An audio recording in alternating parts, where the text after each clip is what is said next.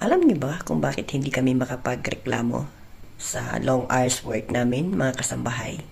Kasi nasa kontrata po namin is 8 hours, and now sa mga newly hired, dinagdagan ng isang oras, 9 hours. So how many hours in one day?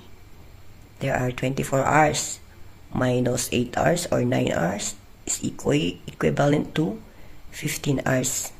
So they know that our employer, we are allowed to work 15 hours or 16 hours because nasa kontrata po namin is 8 hours or 9 hours rest in one day.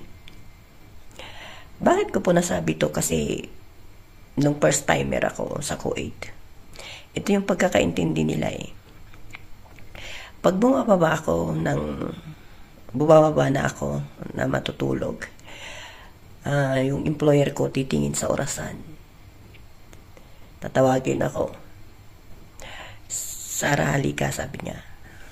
Tapos bibilangin niya yung kamay niya. Pag halimbawang bumaba ako ng 1 a.m., 1 a.m. na, kasi ang baba ko doon, mga 1 a.m., 12, ganun. Pag bumaba ako ng 1, bibilangin niya ng kamay niya, sabi niya, 1, 2, 3, 4, 5, 6, 7, 8, 9.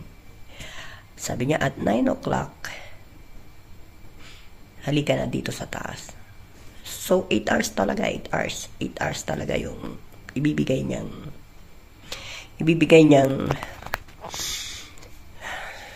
rest ko. 8 hours. So, ang pagkaintindi nila doon is ganun, na 8 hours lang yung rest namin. So, the remaining hours is for our work. Yung 15 to 16 hours, kailangan nag-work kami ng mga ganong oras. So, hindi kami makapagreklamo na long hours work kami. Hanggang reklamo na lang kami sa sarili namin.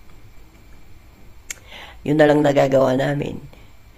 Kahit na, pagod ka na, hindi ka makamareklamo. Kasi nga, 8 hours lang yung binigay nilang rest namin sa kontrata.